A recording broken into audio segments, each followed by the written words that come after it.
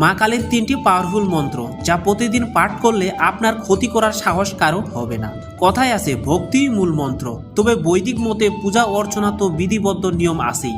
শাস্ত্রে বলা আছে মা কালীর এই 3টি মন্ত্র প্রতিদিন পাঠ করলে আপনাকে ক্ষতি করার সাহস কারো হবে না। তাই চলুন মন্ত্রগুলি জেনে নেওয়া যাক। নাম্বার 1, মা কালীর বীজ মন্ত্র। ওম ক্রিম কালিকায় নমঃ। এই মন্ত্রটি পাঠ করলে অশুভ শক্তির প্রভাব মুক্ত হয়, যে কোনো বিপদের আশঙ্কা থেকে মুক্তি পাওয়া যায় এবং আত্মবিশ্বাসের পরিমাণ বেড়ে যায়। নাম্বার 2, বিশেষ কালী মন্ত্র। ওম হ্রিম শ্লিম ক্রিম অধকালিকা পরমা ঈশ্বরী স্বাহা।